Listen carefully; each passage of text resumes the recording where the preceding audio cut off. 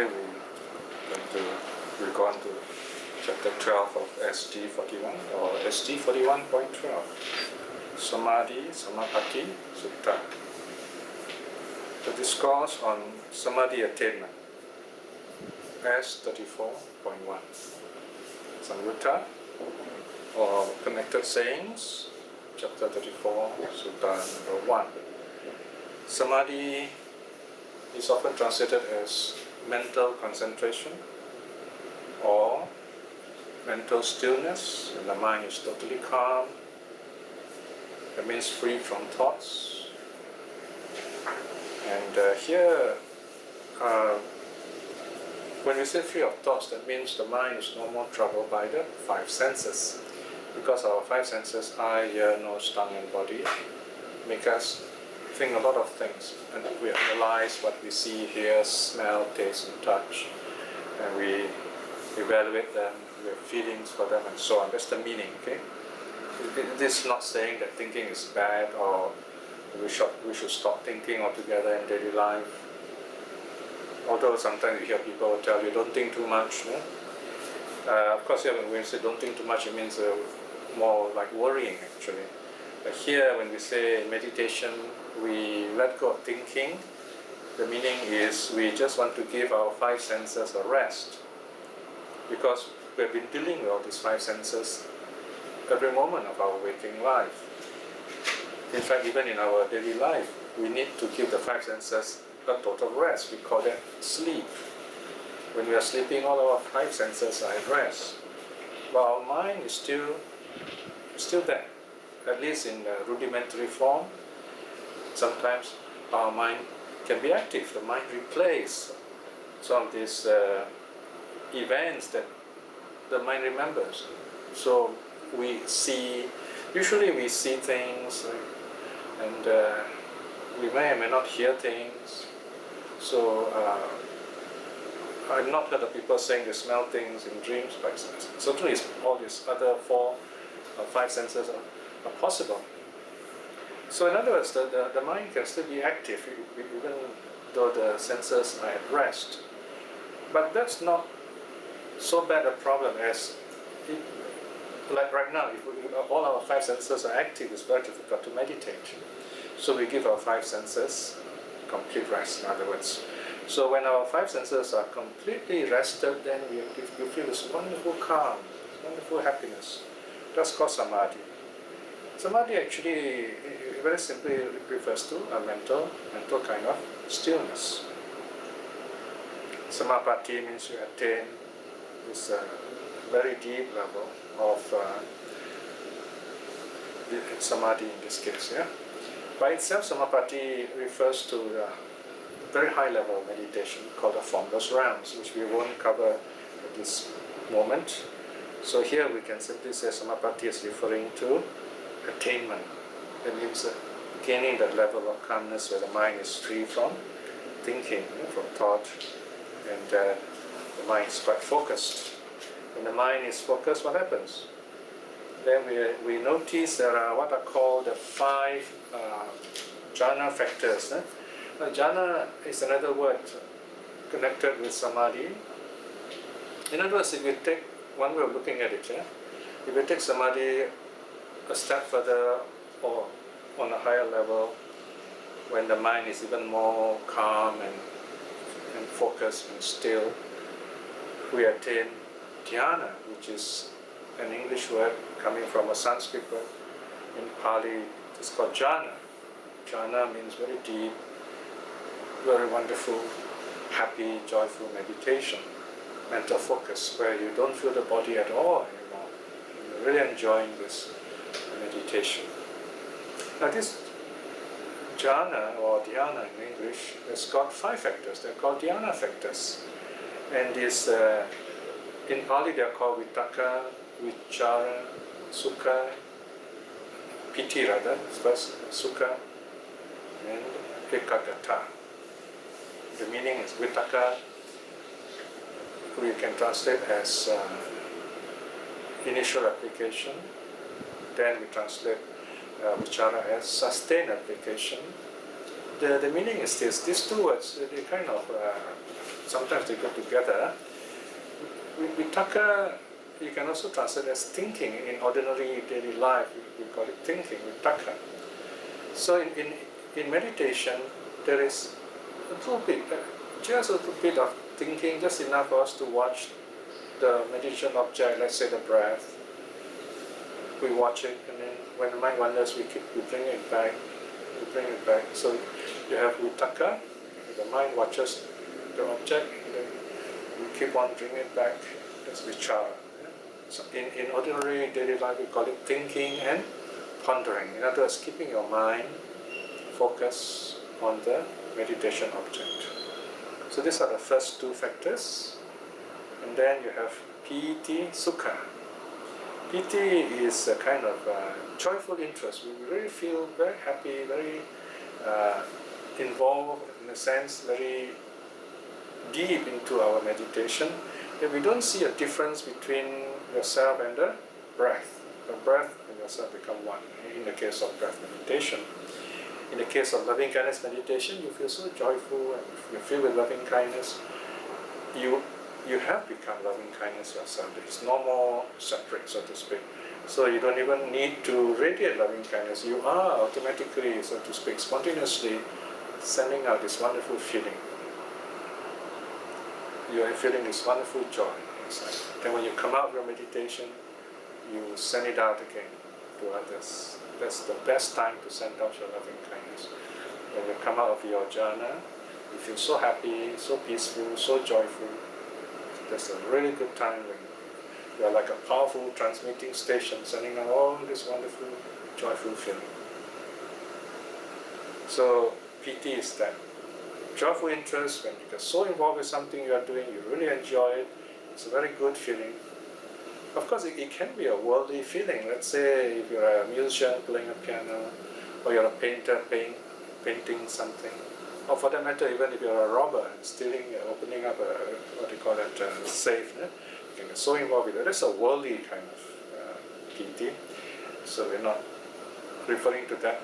Here we're talking about in meditation, you feel so peaceful, so joyful, or maybe you're reading a sutta, or you are doing some kind of social service, or maybe even helping an old lady to cross the road if you're so happy, something like that, yeah?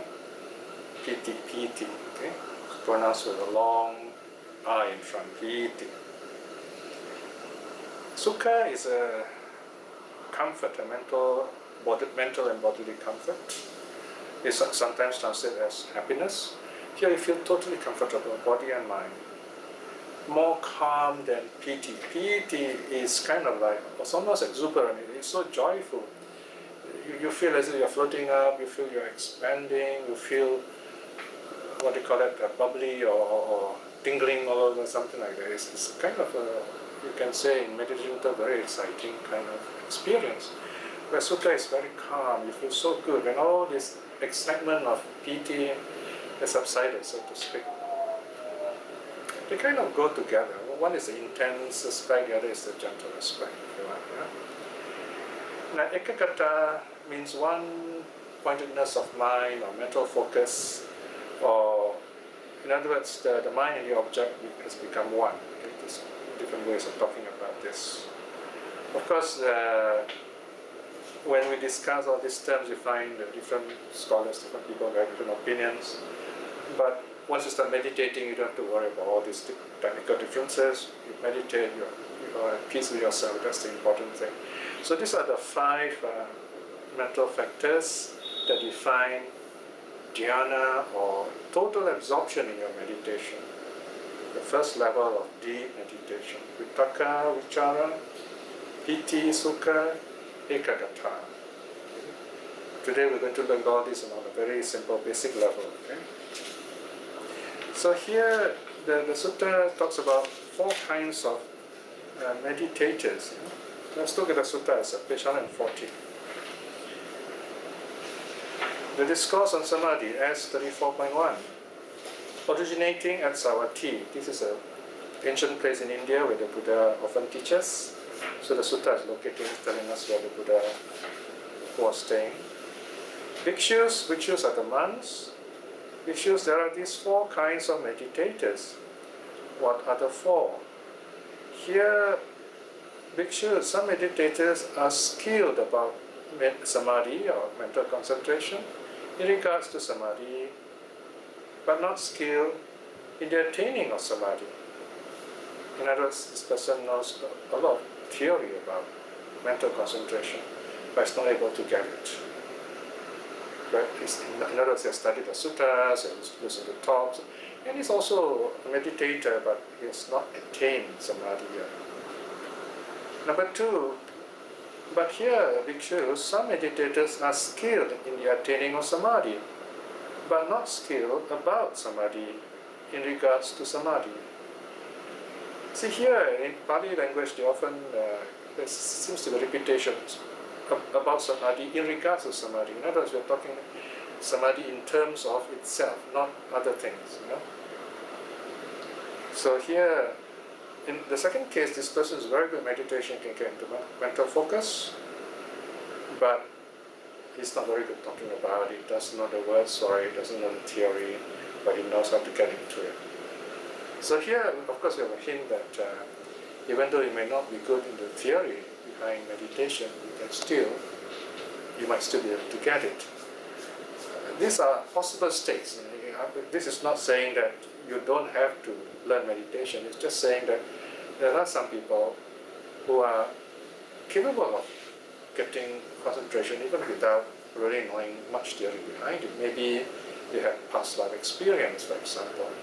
Or maybe they have been receiving instructions, but it's just that they're not good in explaining their personal experience. Not everybody can talk about meditation, not to talk about suttas and dhyana, but they are definitely very virtuous practitioners, for example. Now the third kind of practitioner is defined in this way. But here, bhikshus, some meditators are neither skilled about samadhi in regards to samadhi, nor skilled in the attaining of samadhi. But in the third case, he doesn't know anything about meditation and also not able to attain very deep focus anyway. So in this third case, the person maybe didn't try hard enough, and maybe too busy and so on. So we have to find out what is hindering us in this case. Now, number 4 is the best, of course. Number 4, section 7, brackets 4. But here, bhikshus, some meditators are both skilled about samadhi in regards to samadhi, and also skilled in the attaining of samadhi. In other words, they can attain mental concentration. At the same time, they can talk about it, explain it, or even write books about it. Maybe even translate suttas or discuss such matters. So, in other words, such a person, of course, will be a good teacher. And you find you can learn a lot of things from this kind of person. And if you can be such a person, in other words, you're both good in theory of meditation and practice of meditation, so it will be wonderful. Now, notice here, what's interesting is dhyana is not mentioned, it just says samadhi. So we can take samadhi here to mean a broad sense of some kind of mental concentration. We get some level of calmness, not amounting to dhyana, or including dhyana also, very deep meditation also is possible. Why I say this is because while it is true that we need dhyana for the higher levels of attainment, let's say you want to become a non-eternal and arahat like the Buddha, in other words, living like a true monk or nun, then you need dhyana, because dhyana allows us to experience a mental kind of joy, really very profound sense of bliss beyond the body, mental joy in other words. Imagine a time when you won or you got something you really wanted and you felt so good and happy. It's a mental feeling. You forget about your body for a while. In a sense, you don't need your body anymore at that time. You feel so joyful. So those who get dhyana, they're able to enjoy the level of bliss. And they can do that sort of a permanent basis, if you like. In other words, they don't lose this. They keep on practicing regularly. And this is the original idea of being a monk or a nun. Monk or nun renounce the world, they live on their own, they live single, no sex, they don't own property, they don't use money, they're not worrying about building things, they live happily by themselves, with lay people supporting them, they meditate, they attain all this level of dhyana. So they do not need any kind of physical pleasure, in other words. Now they do feel pain like any other human being because they have a body. Like the Buddha has a body, so the Buddha feels pain. I mean, if the Buddha sits in a thumbtack, he will feel the pain of the thumbtack. It would be rather silly to say the Buddha doesn't feel anything. If the Buddha were to put his hand on the frying, on this burning oven, the body will burn. So that's not because of any what they call problem with the Buddha. It's rather it's the physical body. Okay, of course, we could go on to say, yes, the Buddha feels pain, but he's not troubled by the pain. It's another thing we should be aware of. Okay? So the Buddha does feel sad for people who don't practice the Dharma, for example. It's just like we'll feel sad when people are in trouble or people, despite giving advice, they still repeat their bad habits and they get into trouble. We feel sad for them. We might even feel troubled, depressed because of it, because we are not enlightened, we're not Buddhas. But in the case of the Buddha, he will feel sad for you, but he will not be troubled by it. So there's a distinction there. And we can notice it in our daily life. This sadness arises naturally, but it doesn't linger there to trouble us, make us unmindful, things like that. It makes us sick, and so it doesn't do that in the case of the Buddha. For example, if the Buddha sees a beautiful place, he'll say, Sananda, look at this city of Vesali, it's so beautiful. So the Buddha appreciates beauty, but it's not attached to it. Right? So this is something you've got to be aware of, the mind of the Arahat as described in the suttas. So, in the case of the meditator who attains this high level of dhyana, because of that very profound bliss, doesn't need physical pleasure. So that's the case of a monk or a nun who is highly accomplished, truly following the way of the lifestyle of renunciation.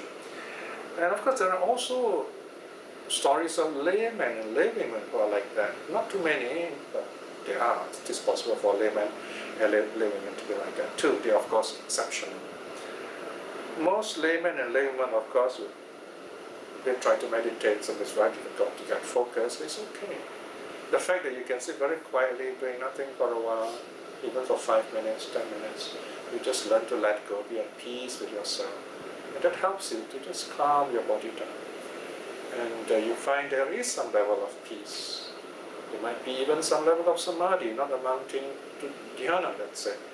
There's this wonderful peacefulness. In other words, it's kind of, it needs a little bit more effort, but that's all we can get. And that's good enough, right?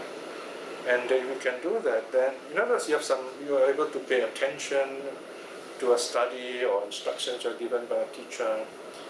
You are able to read a sutta in a sustained way. I mean, not to say read volumes, but you're able to pay reasonable attention, so that wisdom can arise in you. So that also has to do with the ability to focus. There is some kind of samadhi working there in the background. So that helps us as lay people to attain either stream winning or one's return.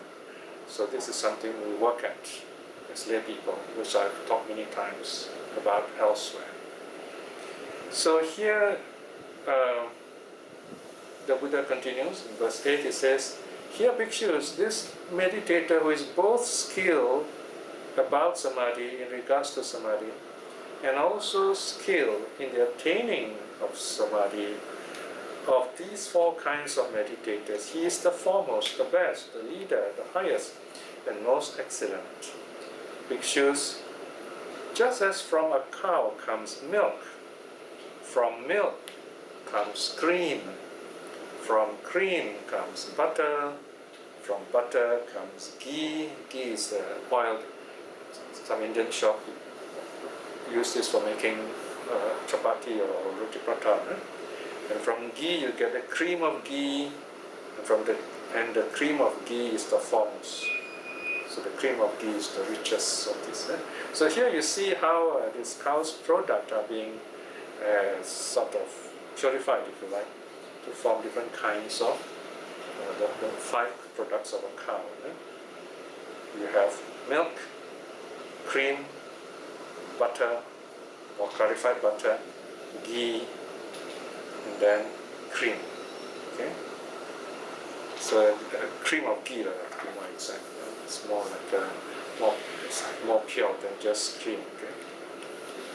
Even so, bhikshus, this meditator is both skilled about samadhi, the theory that is, in regards to samadhi, and also skilled in the attaining of samadhi. Of these 4 kinds of meditators, he is the foremost, the best, the leader, the highest, and most excellent. These bhikshus are the 4 kinds of meditators. So it's a very short, simple sutta here. That's all it talks about. So here, in other words, there are 4 kinds of meditators. Those who know only the theory of meditation, but not very good in practice. You might find there are a lot of people like that around. They could give you lectures and talks or write books, or even lead meditation nowadays. You find there are lots of people teaching meditation, and a lot of it is becoming commercialized too. Then you have those who are very good in meditation but can't teach very well. For example, you might find a monk who comes to the forest and his English is not very good, his language is not very good, but if you listen carefully to him, you'll be able to learn. I know such a monk when I was younger, 30, 40 years ago. He's a forest monk in Malaysia. Occasionally, outside the rains retreat, he would come to the monastery where I live in Kuala Lumpur, and he would tell us stories. Actually, it's very interesting listening to him because his English is not very good. We could say halting English, but he's very expressive, and sometimes the way he talks is gestures are funny enough for us to laugh. And I remember once he was telling us about taking wild plants in the forest. Sometimes, because many leaves in the forest can be eaten, but he says you've got to be careful. He says that what we do is we look at the insects, whether they're eating the plants or not, look at the birds and the animals, whether they're eating the plants or not. If they don't eat it, then we also don't eat it. And it says, if you eat it, then you use some funny word selection. It was really funny the way it presented how someone can get hallucinated, in other words. So you find, although his language is not, in English is not very good, but with action you know what he's trying to say. So you find these meditators, their thoughts are sharp. They really can express themselves. So it is wrong to say that people stop thinking when they meditate. I mean, while you're meditating, yes, while you're meditating you stop thinking, because thoughts don't arise on account of the 5 senses taking a rest. Then you slowly come out with your meditation, and then you come back to the real world, right? And also you do loving kindness, so your meditation is kind of balanced. And when you come out with meditation, you find your mind really sharp. You're able to kind of understand people better, you read things better, in fact you can even learn better. So wisdom grows with samadhi. So it's very strange if someone tells us, our thinking slows down or we stop thinking after meditation. Something is wrong with the method. I think one reason for this is the meditators are not taught suttas. Because when you study suttas, especially suttas related to meditation, stories of meditation, you find you're inspired by these stories. And then you forget about the stories for a while, you do your meditation. And then when you come out with meditation, you remember these stories again and you take deeper meanings. So you find your mind become clearer. I can say that for myself. I mean, when I do my meditation, I find it's easier to understand the suttas. And in fact, there are times when there are difficult passages, There are certain terms I do not know, and I ask around, nobody knows. The commentaries don't help, no translations help. I've translated this passage. So I have to just leave it like that and just do some meditation. Sometimes it takes many days, and then it just comes like that. Right? So meditation helps us to think better, to prepare ourselves for wisdom. Then, of course, there are those who are good in neither. They're not good in the theory, also not good in the practice. But that doesn't mean they are bad meditators. There are no such thing as bad meditators. I mean, they're not accomplished meditators, maybe. We have to understand this vocabulary. My favorite analogy is the picture of a baby, a toddler walking. A toddler runs around and falls, and then it finds a wall or chair and it climbs up, and it tries to walk a few steps, it falls again, it cries, and it walks again.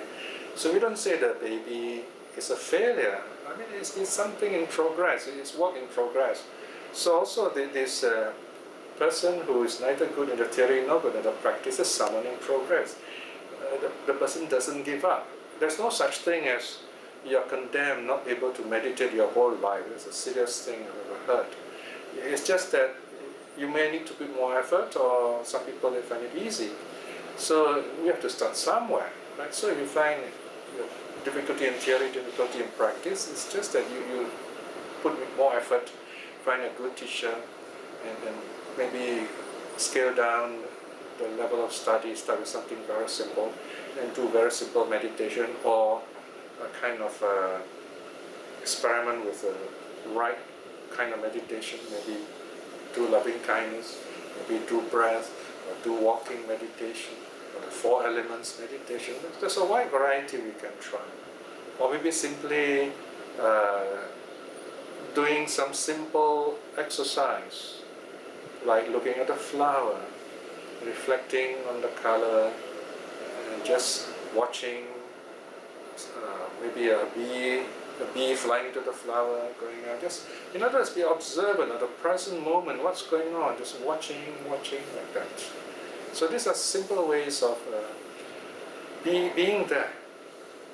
Of course, there's a very famous story of Chakupala Jr. Chula Pantaka Jr. Senior is the big brother, Chula Mahapantaka. This Chula Pantaka is the little wayman, Mahapantaka is the big wayman, the big brother, younger brother. Big brother is okay, he's kind of intelligent, he's a good man. But Junior, Chula Pantaka, he couldn't chant very well. So in fact, the story goes that he couldn't chant at all. And so his brother was exasperated and told him that he will never be a good monk because if he can't even chant one single verse, how is he going to give blessing? How is he going to give thanksgiving if someone offers dhyana? This is a late story. It's not found in the sutta, it's found in the commentaries, where the monk is supposed to be able to chant well so that devotees will support him. But anyway, this story, of course, is based on facts about what happened to this monk called Chulapantaka. So he was so sad and frustrated, he contemplated giving up the training. As long as someone is determined, is really is a monk, the Buddha will never give up on this person. So the Buddha goes to him and kind of encouraged him and gave him a very simple meditation. So here you will notice that although we talk about 40 different kinds of meditation, those are, you might say, the standard prescription, if you like. But as an awakened teacher, the Buddha also gives, what should I say, a kind of personally tailored meditation. And this is really wonderful. You meet the Buddha, he looks at you and he gives you a special meditation that suits your personality, and you get awakened just doing that meditation. So that's what happened to Chulapantaka. The Buddha told him just to get a piece of cloth, we call it a handkerchief today if you like, and he tells Chulapantaka, you hold it in your hand, and then you just keep on rubbing it, mentally say the word Rajoharana. Rajoharana means taking away dirt, or in English we can use the word cleaning. So as you wipe, you say cleaning. The word is, saying the word in modern time, you say, when you say this word, you close the mind door. In other words, you don't let other thoughts come in. So you focus on this word, cleaning. And then the body door is action, rubbing like that. Or you can say rubbing. So body, speech, and mind are all involved. So this mind focuses and just say rubbing, sitting down, doing that. And it's doing it in a very slow, mindful way, right? In other words, theoretically speaking, you can get enlightened, awakened, even washing dishes, You wash it properly. Okay, washing, one by one, just sparkling, clean dishes. Of course, so this man was sitting there, and saying clean, and he saw this cloth, clean at first, became smudged and dirty, and so it arose in him, said, wow, this cloth is just clean, it's now dirty. Now he was not being critical here. If you're critical, he won't be awakened. He was practicing perception of impermanence. That's for one. Okay, we call it perception of impermanence, but we're talking about the process of awakening. So that's one way of looking at it. He was reflecting, it's impermanent. It was clean before, now it's dirty. So once he sees that, his mind is free from the defilements. In fact, to cut a long story short, he became an arahat. Not only an arahat, a fully accomplished arahat with all the powers, or you might say a graduate with honors, and was able to multiply himself. He was so happy, he just kind of, looks at, he has got all these powers. So on the other side of the monastery, some lay devotees had invited the Buddha and the monks for a meal, and they were short of a monk, so the Buddha tells the monk, say, please go and get Chulapantaka. And the story went that, so this monk looks for Chulapantaka, he goes to the hut where Chulapantaka is meditating, and the story goes that he sees 1,000, 100 or 1,000 Chulapantaka. I mean, like that monkey story, you see so many identical images of this monk. So he says, which one is this? It goes back and tells the Buddha, I don't know which one, there's so many of them. Then the Buddha just smiled and said, just grab the hand of the first one you see, and all the images zoom kind of, come back to one. So it's just like a hologram. So anyway, the story here means if you're observant in your meditation, a simple thing like cleaning this cloth is becoming dirty, you discover something. You are with the action that you are doing, right? You have another famous story of this Patachara, very famous story where there are two experiences about her. These are stories of meditators. They are worth knowing, worth telling again and again so that we don't forget them. Patachara awakened to the simple action again of cleaning, of this time of washing. She was washing her feet. She didn't have those fancy half-full spray. Just press a button, this water comes running out and you wash your feet, so convenient, The water is too fast for us to awaken, unfortunately. So this nun gently took some water and just poured over her feet and mindfully rub her feet together, washing. She is present to her action, washing her feet. And then she noticed everything. She noticed the water running off and then disappearing to the ground. Just a short distance, disappearing to the ground. And then after that, she washed again and water went a little further and it disappeared to the ground again. And then she poured some more water to wash her feet, the water went a little further still and disappeared to the ground. Of course, to us, it said, if we are scientific, we say, oh, the ground is porous, and we use all these scientific terms and nothing happens. But to her, she looked at it and she says, oh, look at that. This water that goes a short distance and disappears into the ground is like a young person passing away. So we do not know. Suddenly, life can just end. And then the water that goes midway and disappears into the ground is like someone in middle age. And then it passes away. And then the water that goes in the distance, it's just, even though if you don't pass away when you're young, middle age, you certainly pass away when you're old. So this is a perception of impermanence again, a variation of impermanence. So just reflecting on that very calmly. According to one version of the the story in the commentaries, she became an arhat. But there's one more story.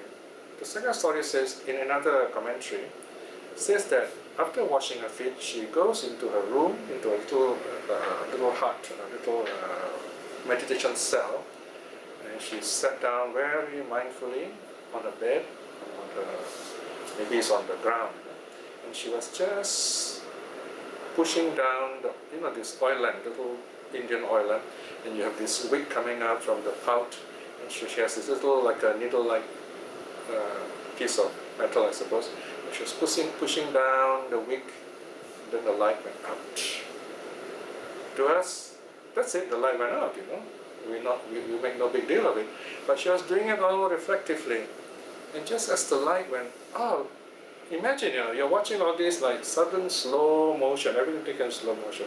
Just watching it, and then to her the light just went out. So to her that's nirvana. Everything just ceased to be, and she became an arahati. Arahati is a female arahat. She got awakened that way.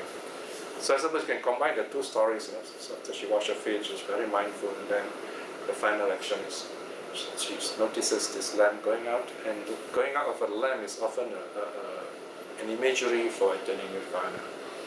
So this is where, in other words, it's all out there. Our chances of being peaceful, at peace with ourselves, is all there. Let's say, for example, you feel you are sick, and then you take your medicine, you feel better. You reflect on that feeling, right? Or like I said, when you're washing dishes, when you're doing some simple thing, just be present with your action, and you find there's something to learn there, in other words. Okay? So, meditation, in other words, is being present right here, right now. Don't have the idea that the moment you begin meditation, you're going to achieve wonderful experiences. It's not like that. Imagine you're learning to drive. You've got to go step by step before you can freely drive around, right? So meditation also like that. You begin humbly, gently, calmly, humbly, quietly, and then you build up your experience that way. So it's like a baby learning to walk, all right? So that's the meaning of this verse. I'm putting it very simply so that it helps beginners. Okay.